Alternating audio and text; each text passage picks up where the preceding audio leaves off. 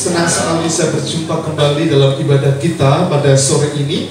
Ibadah dalam rangka memperingati hari sengsara dan penderitaan Yesus Kristus. Bapak Ibu Saudara kasih Tuhan, berapa data kita yang pada sore ini siap diberkati Tuhan bisa lambaikan tangan? Haleluya, puji nama Tuhan. Oke, kita akan sama-sama belajar dari kitab Kolose pasal yang kedua. Judul khotbah sore ini adalah kuasa salib Kristus. Mari kita ucapkan sama-sama 1, 2, 3. Kuasa salib Kristus. Mari kita akan baca bergantian. Saya baca ayat 9, Bapak Ibu ayat 10.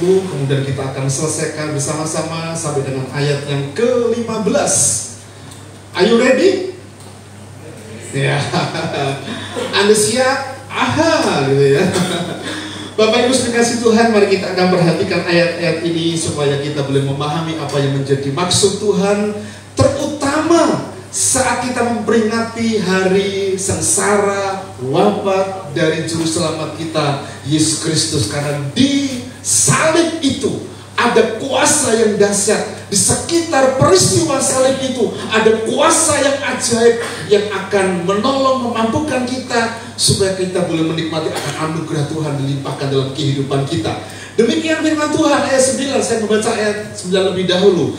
Sebab dalam dialah berdiam segala jasmania seluruh kepenuhan kealahan. Ayat 10, 2, 3.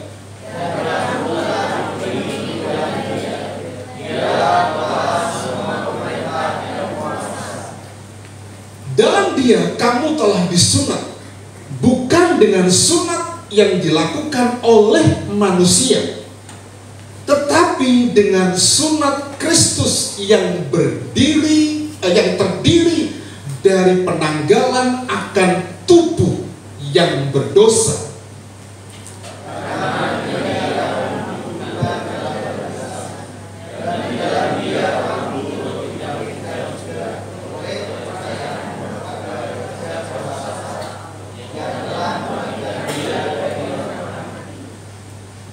Juga meskipun dahulu mati oleh pelanggaranmu dan karena tidak disunat secara lahiriah, telah dihidupkan Allah bersama-sama dengan dia sesudah ia mengampuni segala pelanggaran kita.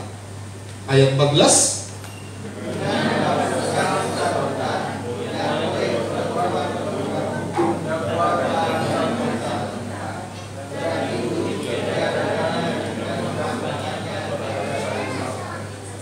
Ayat 15 kita akan baca bersama-sama. Ia telah melucuti pemerintah-pemerintah dan penguasa-penguasa dan menjadikan mereka tontonan umum dalam kemenangannya atas mereka.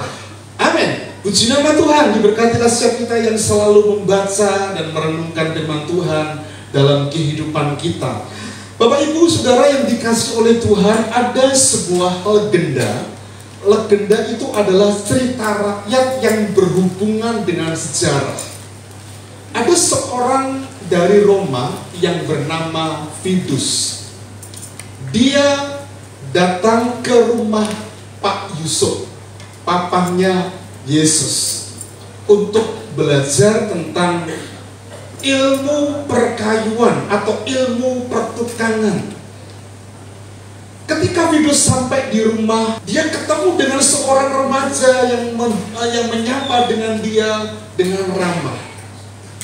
Ketika Fidus ini bertanya, di manakah rumah Pak Yusuf? Di manakah rumah Yusuf? Sang remaja ini, mari Bapak. Dia ngomong dengan lembut, mari, ayo, saya antar ke rumah, sebab saya adalah anak dari Yusuf sang tukang kayu itu. Fidus ini belajar dari Roma. Yusuf ini terkenal dan dia ingin belajar ilmu pahat-memahat, ilmu pertukangan. Dan ketika sampai di rumah Yusuf, Fidus ini kemudian tinggal beberapa hari untuk belajar ilmu perkayuan, ilmu pertukangan. Bagaimana seni memahat, bagaimana seni membelitur, bagaimana memoles supaya kayu itu kelihatan mewah dan berharga. Di tengah-tengah pembelajaran yang sedang dia lakukan bersama dengan Yusuf, Yesus berada di sisi mereka dan bercerita, menyatakan sesuatu kepada Fidus. Dia bercerita tentang topik seorang raja alam semesta yang mendirikan tahtanya di alam semesta ini. Kalau ada seorang raja yang seperti itu, saya akan menggunakan kemampuan saya untuk membangun tahta bagi raja itu. Dia ngomong begitu saat Fidus. Kemudian Fidus kembali ke kotanya, tempat dia berasal. Dan belasan tahun kemudian dia kembali ke Yerusalem. Ketika dia kembali ke Yerusalem, dia ketemu dengan seorang prajurit. Dan prajurit ini ngomong, "Hai Tuanku Fidus, ada 3 penjahat yang akan disalibkan. Kami memerlukan tenaga Anda untuk membuat salib bagi penjahat itu. Sebab masih ada 1 salib yang belum kami siapkan. Hanya ada 2 salib karena penjahat ini baru diputuskan untuk dihukum salib baru beberapa waktu yang lalu. Sanggupkah Anda membuatkan salib untuk sang penjahat itu?" Fidus segera menyanggupi, dan dengan kemampuan yang dimilikinya, dia melakukan itu. Dia mulai memahat, dia mulai menggergaji, memotong dan sebagainya, sampai terbentuk salib yang megah. Dan dia berkata, wow, saya melakukannya. Dan ketika selesai, dia serahkan kepada sang prajurit. Ternyata di perjalanan Yerusalem itu ada banyak orang berkerumun dan dia mengikutinya. Ketika dia mengikutinya, ternyata ada 3 penjahat yang sedang akan dibawa, diusung, diarak begitu oleh prajurit. Dan semua orang yang ada di Yerusalem itu melihat, menyaksikan betapa hukuman salib itu sangat mengerikan bagi mereka. Ketika diikuti oleh Fidus, sampailah di Bukit Tengkorak, tempat 3 penjahat ini disalibkan. Dari atas salib yang ada di tengah, suara yang tidak asing, remaja yang pernah menyambut dia di rumah Yusuf ketika dia belajar ilmu pertukangan itu. Kemudian dia tahu suara lirik itu. Raja, dia ingat perkataan sang remaja tadi itu. Raja alam semesta telah berbuat sesuatu kepada dia dan menyentuh hatinya. Bapak ibu saudara yang dikasihi oleh Tuhan, Raja sang semesta, Yesus Kristus yang kita kenal, salib adalah tahtanya. Salib adalah tanda kemuliaan, tanda sesuatu yang ajaib, yang bagi banyak orang mungkin salib itu adalah kutukan, karena seorang yang tergantung di atas kayu salib adalah orang yang terkena kutuk, penjahat kelas kakap. Tapi Yesus yang tergantung di atas kayu salib bukan karena kesalahan, bukan karena dosa, dia berbuat jahat seperti 2 orang yang disalibkan di sebelah kanan dan kiri. Bapak ibu sebagai orang percaya, mari kita bertanya sore ini dalam peristiwa peringatan sengsara Kristus yang kita tahu pada sore ini adalah Jumat Agung. Pertanyaan saya adalah tentang salib. Apakah yang Anda pahami tentang salib? Apakah hanya sebagai sebuah simbol karena aku ini orang Kristen, aku mengenakan kalung salib, aku mengenakan anting-anting salib, aku menaruh salib itu di rumah saya? Atau bagi banyak orang seperti yang ada di luar sana, salib itu adalah kebodohan. Salib itu adalah hal yang sangat menjijikkan. Kok bisa juru selamat? Katanya Tuhan, kenapa disalib? Kenapa mati disalib? Bapak Ibu, kekristenan kita itu ditentukan oleh pemahaman yang benar tentang salib. Jadi kehidupan kekristenan kita itu ditentukan oleh pemahaman kita tentang salib. Salib tidak sekedar sebuah palang kayu yang dibuat oleh Venus yang dikatakan aku telah membuat tahta bagi raja alam semesta. Bapak Ibu Saudara yang dikasihi oleh Tuhan, salib adalah bertemunya Allah yang kudus dengan manusia yang berdosa. Bertemunya Allah yang kudus secara vertikal dan horizontal, dan salib itulah tempat anugerah Tuhan dilimpahkan dalam kehidupan kita. Karena di situ kita diterima, karena di situ kita diampuni, karena di situ di salib itu semua dosa dan pelanggaran kita dipakukan di salib itu. Karena itu salib bukan sekedar sebuah kayu biasa. Dan ini merupakan penggenapan rencana besar tentang penebusan. Salib itu adalah rencana besar yang digenapi oleh Allah. Dan itu mulai dari kitab Kejadian pasal 3 ayat yang ke-15. Dalam ibadah doa pagi kemarin sempat saya bahas ini. Ayat 15 saya akan bacakan, perhatikan Bapak Ibu Saudara. Aku akan mengadakan permusuhan antara engkau dan perempuan ini, antara keturunanmu dan keturunannya. Keturunannya akan meremukkan kepalamu, dan engkau akan meremukkan tumitnya.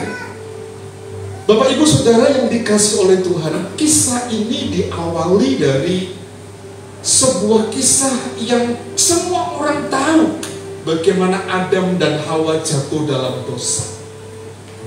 Semua yang ada di taman ini, kata Tuhan, boleh kamu makan, tapi tentang buah pengetahuan baik dan jahat itu jangan kamu makan. Tapi ular, iblis datang kepada Hawa, waktu itu belum dikasih nama, kepada perempuan itu, menggoda dia. Kalau kamu makan buah itu, kamu akan jadi seperti Allah, tahu tentang yang baik dan yang jahat. Ketika Hawa tergoda dan mengambil buah itu, belum terjadi apa-apa Bapak Ibu.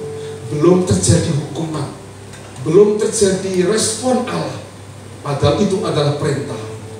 Karena mandat itu tidak diberikan kepada perempuan, pada Hawa, tapi mandat itu diberikan kepada sang pria Adam yang diambil dari tanah, kata kita mengatakan.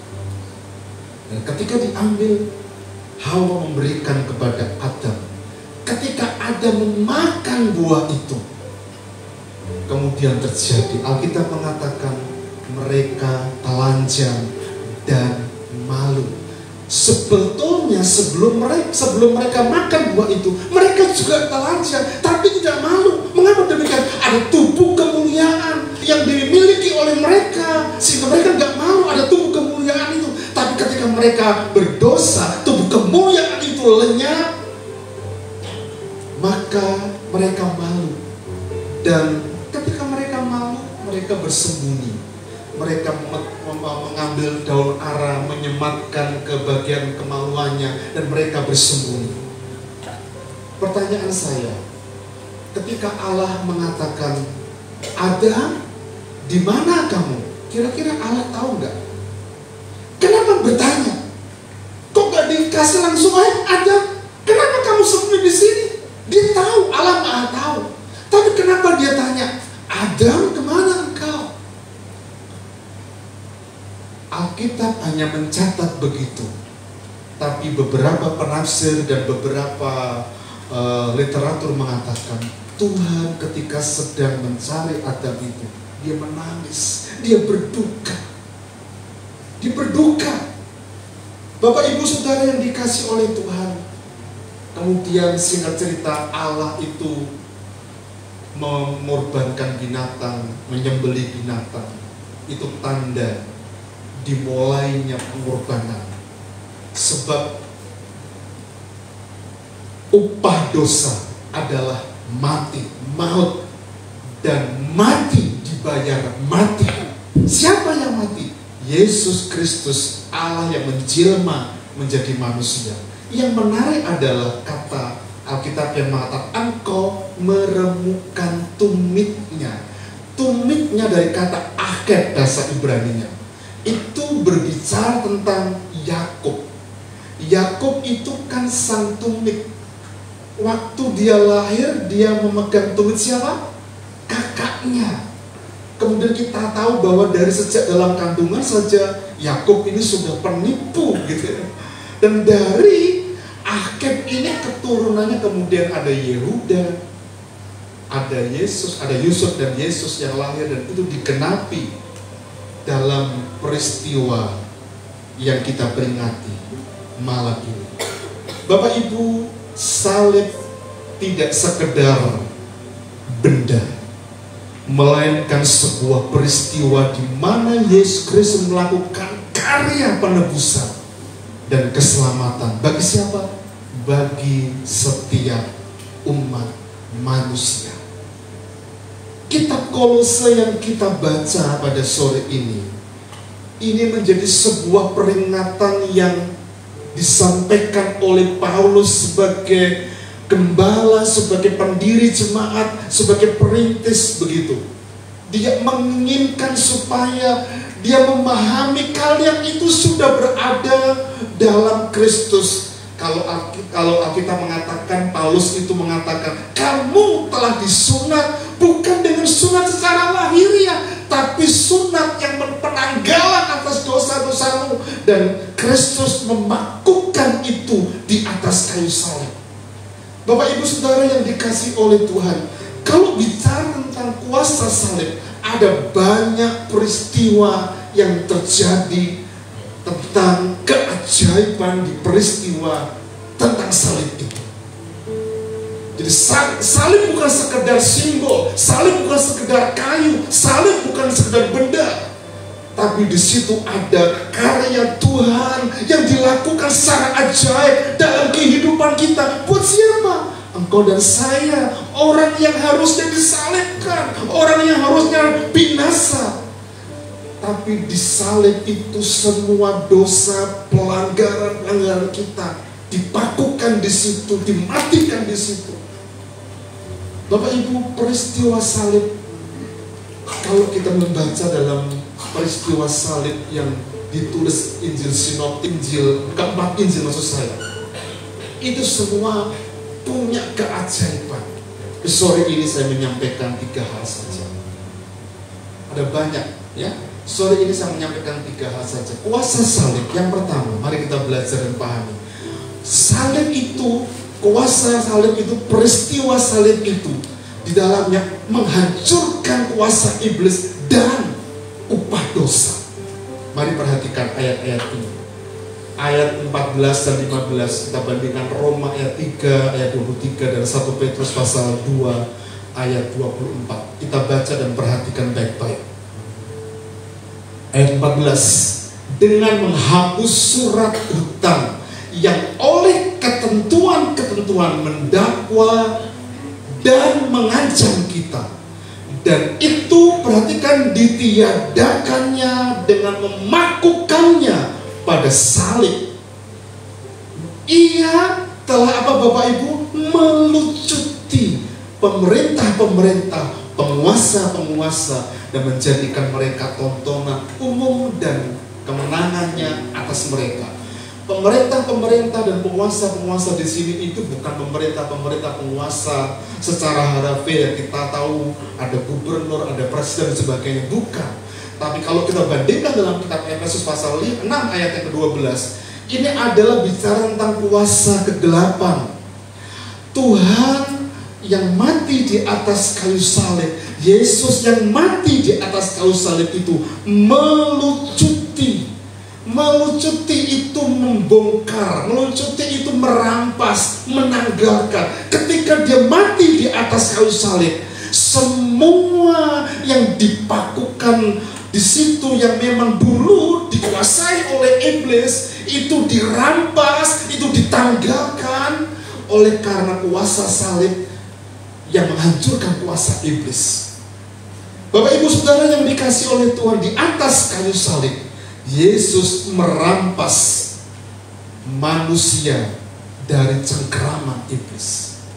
Kalau kita perhatikan dari kitab Kejadian yang saya sampaikan di awal tadi sampai hari ini, iblis tidak pernah berhenti untuk bekerja, mengajak manusia menjadi seperti dia dan dihukum di neraka. Itu tujuan iblis cuma satu. Tujuan iblis cuma satu, yaitu membawa kita jatuh dalam dosa dan kehilangan kasih karunia. Karena itu ketika dia mati di atas kayu salib, ketika Yesus mati di atas kayu salib, kuasa yang mencengkeram manusia itu dibebaskan. Melucuti, dia merampas.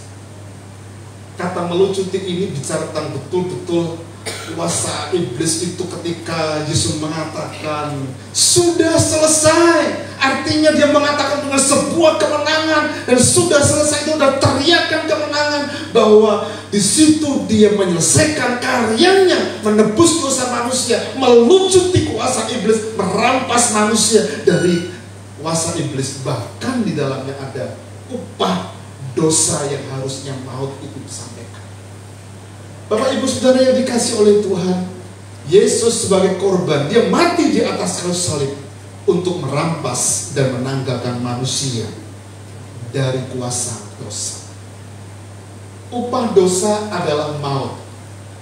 Karena itu ketika kita tahu Yesus itu disalibkan, itu adalah penggenapan Allah. Korban mati harus dibayar dengan kematian, dan kematian Yesus itu adalah untuk kita. Dan itu bicara tentang apa? Harusnya upah dosa adalah kematian. Kematian selama-lamanya dalam api neraka. Tapi oleh kasih karunia, maut telah dikalahkan. Kasih karunia Allah itu berlaku bagi siapa yang percaya kepadanya. 1 Petrus pasal 2 ayat 24 mengatakan, Ia sendiri memikul dosa kita di dalam tubuhnya di kayu salib, supaya kita yang telah mati terhadap dosa hidup untuk kebenaran, dan oleh bilur-bilurnya kamu telah sembuh. Saya mencari tahu mengapa di ayat 24 ini diakhiri dengan sebuah kalimat, oleh bilur-bilurnya kamu telah sembuh. Penyebab upah dosa kematian. Bisa jadi kematian itu berbagai macam cara penyebabnya. Ada orang hamba Tuhan yang sedang berkhotbah, Tuhan panggil, wafat, meninggal di mimbar juga ada. Ada orang yang meninggal karena sakit. Ada orang yang meninggal karena berbagai macam. Tapi kalau kita perhatikan, sebetulnya seluruh penderitaan, sakit, penyakit kita itu telah ditanggung oleh Yesus, yang harusnya upah dosa itu adalah kematian. Karena itu oleh bilur-bilurnya kamu telah sembuh. Beberapa hari yang lalu saya kedatangan tamu. Tamu ini kakaknya Ibu Nana. Sudah lama tidak ketemu, walaupun kadang-kala WA-an begitu. Saya nggak tahu kedatangannya itu ternyata untuk diskusi gitu. Dan dia mengatakan begini, ya, kalau bagi saya, ya tahu nggak kamu apa? Ketika ketika Yesus itu disalibkan, darahnya itu menetes, tembus sampai ke bumi dan sampai ke tabut perjanjian itu. Saya ini orang yang berpikir logik. Iya caranya begitu. Kita sampai hari ini tabut Allah di mana nggak tahu. Tapi sebetulnya itu bicara tentang tabut perjanjian itu betul penggenapan, karena di situ ada tabut perjanjian yang di mana ruang kudus itu ada tabut perjanjiannya, nanti kita akan bahas ya. Ada 2 lobah tuh, ada tongkat Musa yang bertunas dan di situ ada mana, dan itu bicara tentang masa lalu gitu. Dan itu bentuk penggenapan. Saya aminkan karena kuasa Tuhan itu sanggup menerobos kedalaman apapun. Upah dosa dan penderitaan itu telah ditanggung dan dipakukan di atas kayu salib. Karena itu bersyukurlah untuk anugerah Tuhan yang Tuhan nyatakan kepada kita. Karena hari ini kita boleh melihat kemurahan Tuhan. Sekalipun mungkin saja kita melihat, memperhatikan anak saudara kita sakit dan sebagainya. Jujur ketika mulai kepala 4 masuk kepala 5, tahun ini selalu tidak salah saya udah kepala 50 atau 49, saya lupa menghitung. 75 berapa Ica? Ya, saya itu sudah memulai penurunan secara fisik. Kalau makan sama tetap gitu ya. Untuk lari, ya saya dengan istri itu biasa olahraga. Siapa yang mau ikut olahraga di Bugas? Kalau pas ada kesempatan, kalau Tata nggak bangun pagi kuliah begitu. Karena kalau bangun pagi kuliah, mesti mamanya repot dengan kuliah di dapur, masak dan menyiapkan. Kalau bebas dari itu, kami olahraga. Saya sempat lari. Saya ngomong dengan Tata, "Tan, kamu kenapa tidak suka olahraga? Papa seusia kamu itu semua tak mainkan." Papa olahraga voli, badminton, bola. Ya di desa renang juga, walaupun renangnya pakai gaya dada pelundan. Ya, saya melakukan itu, dan Bapak Ibu Saudara dikasih itu mulai penurunan. Kalau kita nggak hati-hati dengan tubuh kita yang hari ini kita perlu menulis dengan baik. Tapi semua yang kita perlu adalah semeleh pikiran. Kalau kita pikirannya batak, semua dibatak, akibatnya batak semua. Hati-hati dengan itu. Tapi yakinlah, di dalam Kristus semua penderitaan, sakit, penyakit telah dipakukan di situ. Karena kuasa iblis, beritanya kuasa iblis telah dihancurkan, dan upah dosa itu juga ditiadakan oleh Allah. Dia menggantikannya. Korban mati, kata Allah, dibayar mati oleh anaknya sendiri. Yang kedua, dalam peristiwa salib yang kedua adalah ternyata merubah cara ibadah kita, Bapak Ibu. Salib Kristus itu mengubah cara ibadah kita.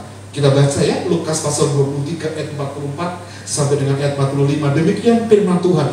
Ketika itu hari sudah kira-kira jam 12. Lalu kegelapan meliputi seluruh daerah itu sampai jam 3. Ini saja sudah melihat, memperhatikan peristiwa alam di seputar keajaiban salib Kristus itu, ikut ambil di dalamnya. Sebab matahari tidak bersinar dan tabir bait suci terbelah 2. Bagi orang di luar sana yang percaya bumi datar, mungkin matahari waktu itu ditutupi awan yang gelap begitu. Ya, tapi itu yang terjadi ketika Yesus mengatakan sudah selesai. Tabir bait Allah itu terbelah menjadi 2. Ini perhatikan baik-baik Bapak Ibu. Tabir bait suci. Tabir bait suci menurut seorang penulis yang bernama Yowas Adi Pranata dalam bukunya Raja yang Menderita, dia mengutip dari ahli Alkitab yang bernama Pierre Bionik dari Prancis yang mengatakan seperti ini katanya. tabir bait suci itu terbuat dari bahan yang lebih berat dan kuat dibandingkan tenda suku-suku padang gurun. Itu tabir bait Allah. Jadi tebal, terbuat dari kulit binatang, tebal. Jadi tendanya Pak Hanjaya tidak setebal tabir bait Allah, ya. Tapi saya merekomendasi kalau Anda butuh tenda kepada Pak Hanjaya, ya.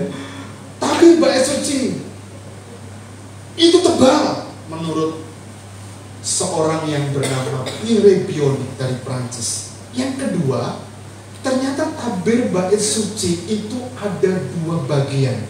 Tabir yang pertama itu memisahkan antara halaman dan ruang dalam.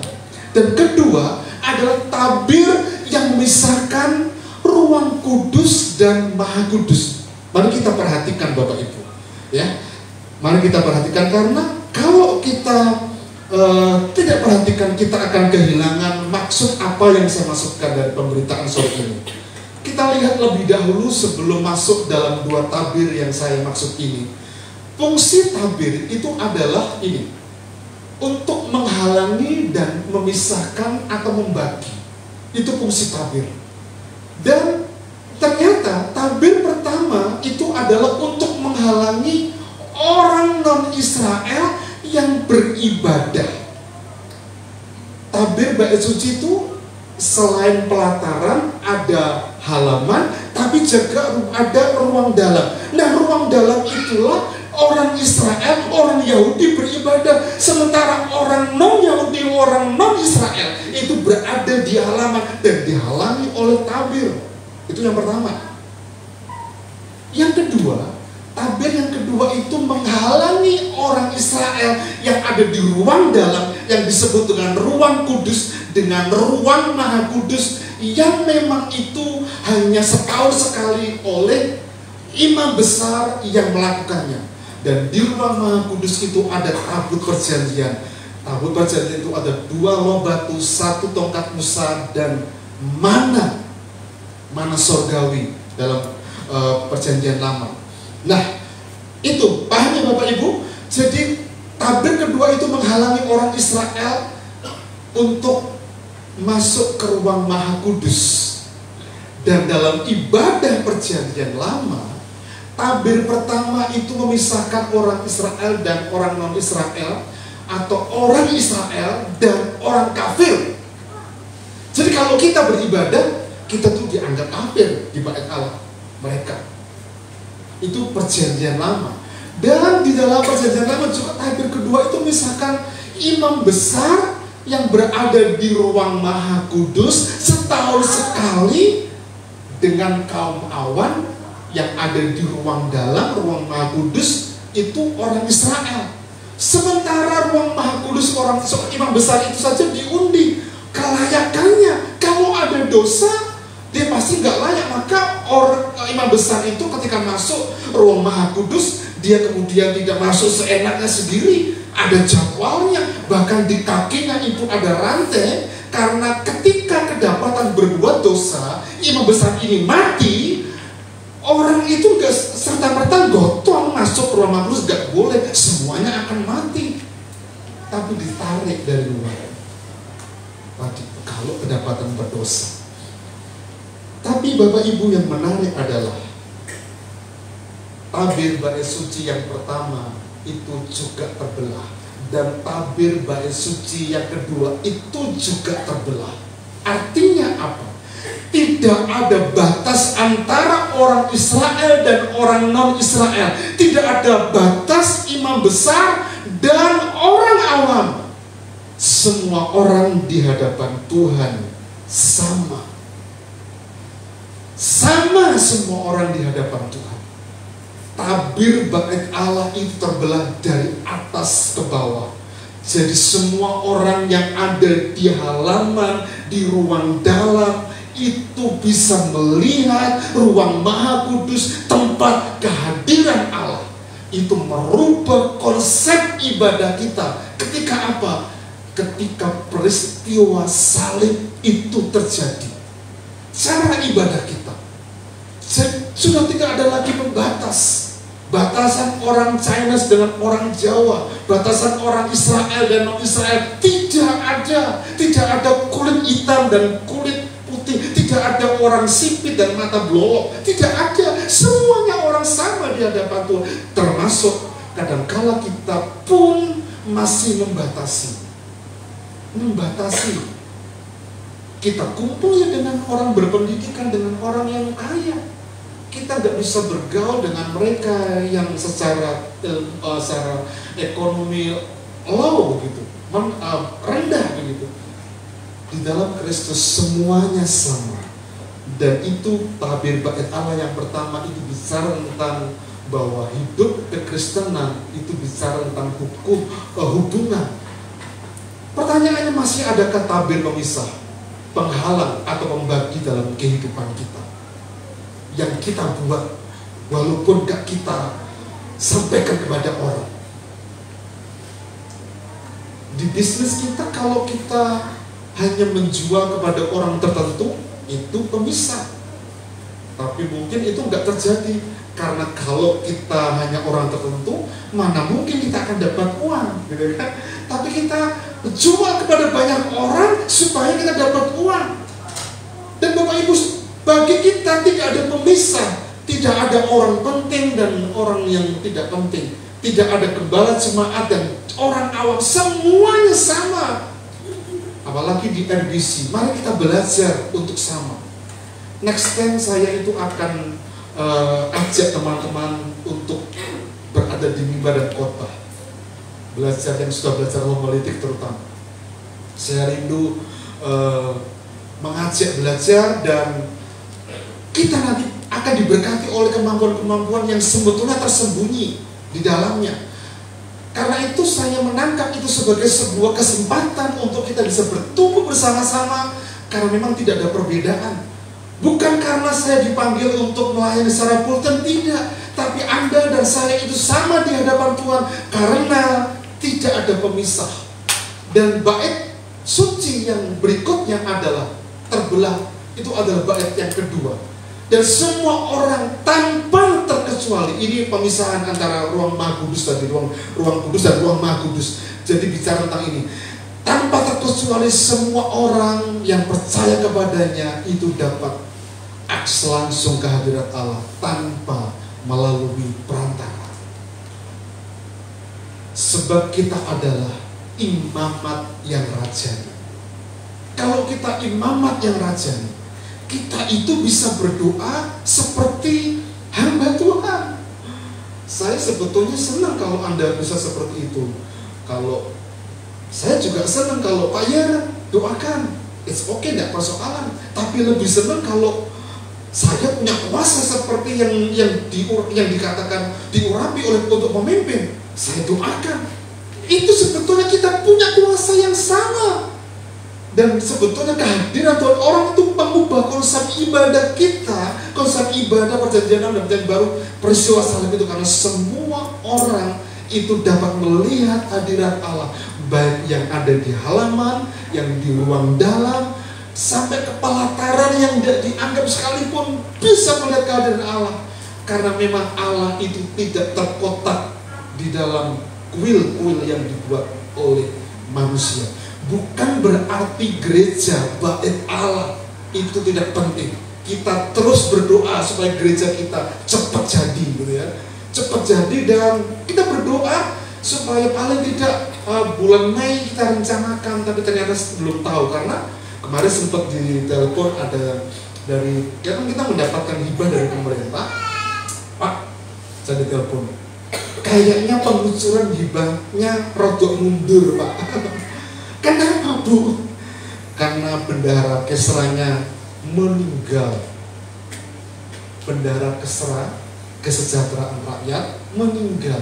Kalau meninggal berarti kan ada SK yang harus diberikan kepada seseorang. Kalau hari itu meninggal langsung diberikan SK, mungkin tidak ada persoalan begitu. Tapi Tapi terus berdoalah supaya gereja kita jadi.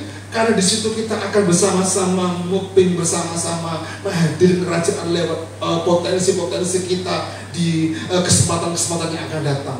Anda seorang guru, kesempatan yang akan datang menghadirkan kerajaan Allah, kita libatkan diri kita. Anda pengusaha, semua. Saya rindu untuk itu. Karena itu kita butuh, tapi bukan berarti itu hal yang penting. Dalam pengertian terbelahnya bait Allah, bait suci, tabir itu dari atas ke bawah, itu bicara tentang tanda cara ibadah kita diperbaharui. Nah, semua orang bisa langsung akses ke surga, minta sesuatu dalam doanya. Pertanyaannya buat kita sore ini, beranikah kita mengejawantahkan apa yang dilakukan oleh Yesus? Kalau tabir bait Allah itu tidak ada orang yang tidak bisa melihat ruang Maha Kudus, tabut perjanjian itu, semua orang bisa melihat, semua orang bisa menyaksikan, dan harusnya kita pun bisa melakukan hal yang sama seperti yang dilakukan oleh imam besar ketika beribadah. Bapak Ibu Saudara yang dikasih oleh Tuhan, ayat yang dalam kitab Ibrani 10 ayat 19-20. Jadi saudara-saudara, oleh darah Yesus kita sekarang penuh keberanian dapat masuk ke dalam tempat kudus. Penuh keberanian masuk ke tempat kudus karena Yesus telah membuka jalan yang baru, yang hidup bagi kita melalui tabir, yaitu dirinya sendiri. Tabir bait suci terbelah jadi dua, tanda dimulai cara ibadah yang baru. Yang ketiga dan yang terakhir, dalam peristiwa salib itu ada satu peristiwa yang mengubahkan hati manusia. Lukas 23 ayat 47-48, kita perhatikan ayat ini. Ketika kepala pasukan melihat apa yang terjadi, ia memuliakan Allah, katanya, sungguh orang ini adalah orang benar. Ayat yang ke-48. Dan sesudah seluruh orang banyak yang datang berkerumun di situ untuk tontonan itu, melihat apa yang terjadi itu, pulanglah mereka sambil memukul-mukul diri. Bapak Ibu Saudara yang dikasih oleh Tuhan, kepala pasukan ini bernama Longinus. Longinus itu bertobat karena dia melihat dan memperhatikan apa yang dia sedang lakukan untuk Sang Mesias, Raja orang Yahudi itu, betul-betul mengubahkan hatinya. Dalam peristiwa atau tradisi gereja, ketika dia menikah melambung Yesus, dia sudah mengalami mujizat ketika darah Yesus itu muncrat, isi perut Yesus itu muncrat mengenai wajah dan terkena matanya yang tadinya itu bisa jadi karena sakit, terpercik dan mengalami kesembuhan. Itu yang dialami oleh Longinus, prajurit itu, kepala pasukan itu. Dan Anda tahu, ketika dia mendapatkan mujizat dan bertobat, hatinya yang keras itu diubahkan, terima Yesus, dan dia mulai ber-PI. Karena ketika dia selesai melakukan tugasnya, dia kembali ke daerahnya di Kapadokia, dan dia menyampaikan berita tentang Sang Mesias itu, dan dia berani menjadi martir. Luar biasa. 2016 lalu difilmkan, judulnya Risen.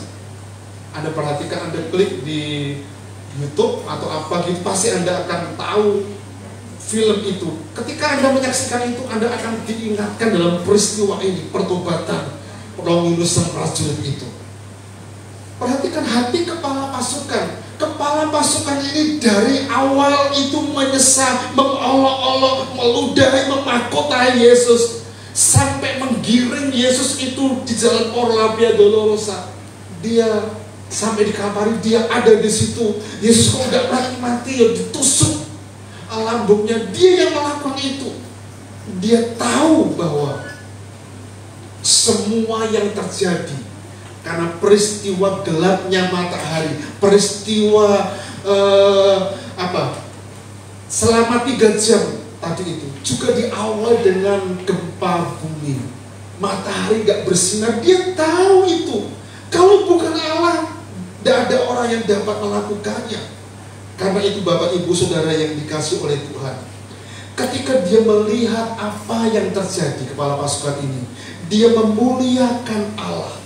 Dan ini sebuah pengakuan yang membawa dia menjadi seorang pemberita Injil di Kapadokia, daerahnya. Sungguh orang ini adalah orang benar. Ini adalah pengakuannya.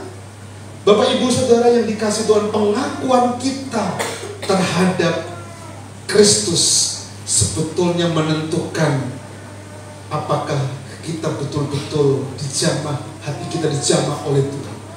Kalau hati kita keras, kita nggak akan sanggup untuk mengakui Yesus. Sungguh orang ini adalah orang benar, seperti ucapan Longinus sang kepala pasukan itu. Dan yang kedua, kita menjumpai di situ tadi, ya, ada sekelompok orang banyak melihat apa yang terjadi. Dan Alkitab mengatakan pulanglah mereka sambil memukul-mukul. Pulang mereka sambil memukul-mukul, memukul dadanya. Jadi memukul-mukul tanda penyesalan. Mengapa kok aku melihat? Mengapa kok aku menonton? Sebetulnya orang-orang yang melihat, menonton itu adalah orang yang sama. Ketika Yesus masuk ke Yerusalem, naik keledai, mereka yang berteriak, Hosana, anak Daud, diberkatilah yang datang dalam nama Tuhan, Hosana. Mereka juga yang berteriak waktu itu ketika Pontius Pilatus memutuskan dia akan disalibkan.